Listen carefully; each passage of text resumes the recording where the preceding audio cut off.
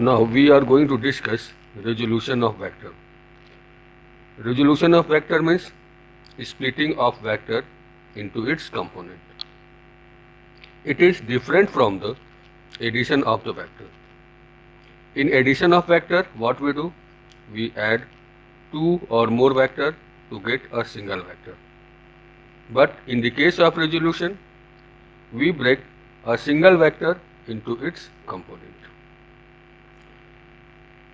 Now, why we need resolution of vector? For example, if I am dragging this pen in this direction and I have applied a force F. Now, there are the two components of this force. One is used for dragging and other for the lifting.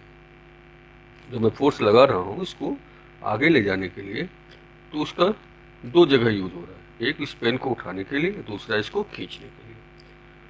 Now how much force I have applied for moving in this direction and how much force I have applied in lifting in upward direction. जब हम एक force के अलग अलग part की बात करेंगे तो इसका मतलब ये हो गया कि हम लोग रेजोल्यूशन ऑफ वेक्टर की बात कर रहे हैं. Right. Now consider that this was the force F. ये फोर्स F है हमारा and it is making angle theta with horizontal. This is angle theta with horizontal. I am taking as X axis. अब मुझे ये पता करना है कि इस फोर्स का इस डायरेक्शन में कितना कंपोनेंट है और अपवर्ड डायरेक्शन वर्टिकल डायरेक्शन में कितना कंपोनेंट है, यानी कि एक्स एक्सिस के लॉन्ग और वाई एक्सिस के लॉन्ग कितना कंपोनेंट है. क्लियर. नाउ जब अगर हम किसी फोर्स को परपेंडिकुलर कंपोनेंट में ब्रेकअप करते हैं उसको कहते हैं रेक्टेंगुलर कंपोनेंट और of the vector. Now we require component of force F along x-axis. What we do? Perpendicular draw कर दीजिए. This is O, this is A, this is B. Now let Fx is the amount of the force along x-axis and Fy is the amount of the force along y axis. इसका मतलब क्या हो गया कि जो force F इधर लग रहा था उसका Fx कंपोनेंट x एक्सिस के लॉन्ग लग रहा है और Fy कंपोनेंट y डायरेक्शन के लॉन्ग लग रहा है. नाउ x एक्सिस के long unit vector i cap है और y एक्सिस के लॉन्ग j कैप है. तो वेक्टर F को मैं लिख सकता हूँ Fx vector Fx plus vector Fy और इसको मैं लिख सकता हूँ Fx i cap plus Fy j cap. ठीक है. क्या मतलब हो गया कि there is a force F whose component along x axis is Fx and along y axis is Fy. अब हमें Fx और Fy को F के टर्म में निकालना है. तो OA क्या बताएगा? Magnitude of the vector F. ये तो पता है. OB is the magnitude of the force Fx and OB this is C point. OC will tell the magnitude of the force Fy along y axis. No. In triangle AOB, cos theta equal to OB upon OA. What is OB? This is Fx. What is OA? Magnitude of the force, vector force F. So what I will get? Fx equal to F cos theta. Similarly Fy ये है तो Fy ये भी होगा. तो sine theta equal to AB upon OA. What is AB? AB equal to OC. What is OC? Magnitude of the force Fy. So sin theta equal to Fy by F. OA क्या है? Magnitude of the force F है. तो Fy equal to F sin theta. Now here this was Fx, this was Fy. Now Fx equal to F cos theta and Fy equal to F sin theta. Now vector F, ध्यान देना यहाँ पे, vector F equal to F X I cap plus F Y J cap. Substitute the value. Vector F equal to F cos theta I cap plus F sine theta J cap. Clear? Relation between Fx, Fy and F. Okay, F equal to Fx F square plus Fy square under root. That is F square equal to Fx square plus Fy square. Now we have some relations now.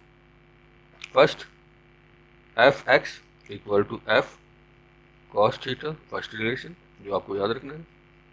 F Y equal to F sine theta. Third relation F square equal to F X square plus F Y square. ठीक. Now you can replace F X with vector A also. That is A X equal to a cos theta, a y equal to a sin theta and a square equal to ax square plus ay square. Right. Now this was all the things in 2 dimension. But what happens in 3 dimension? If in 3 dimension there is a vector A and its component along x-axis is ax, y-axis is ay and z-axis is az.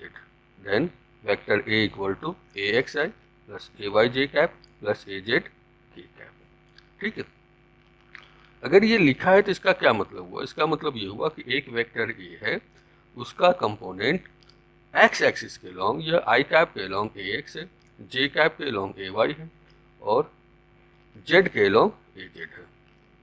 And magnitude of this vector a square equal to ax square plus ay square plus az square. That is a equal to under root ax square plus ay square plus az square. Clear? Now in terms of angles, ax equal to a cos alpha, ay equal to a sin alpha and az equal to a cos beta and az equal to a cos gamma. Right, where alpha, beta and gamma are angle made by vector A with x-axis, y-axis and z-axis. This is the angle made by x-axis, this is angle made by y-axis, this is by z-axis. कौन बना रहा है angle? ये vector A. Alpha beta gamma क्या है? Angle made by vector A with X axis, Y axis and Z axis. ठीक है. In this question, this is 10 Newton force making angle 30 degree with x-axis. What is the component along x-axis and what is the component along y-axis? अब इसमें आप बहुत ज़्यादा जो है वो परपेंडिकुलर वगैरह ड्रॉ नहीं करेंगे, आप डायरेक्ट इसको करेंगे. राइट कि 10 Newton force is making angle theta with x-axis.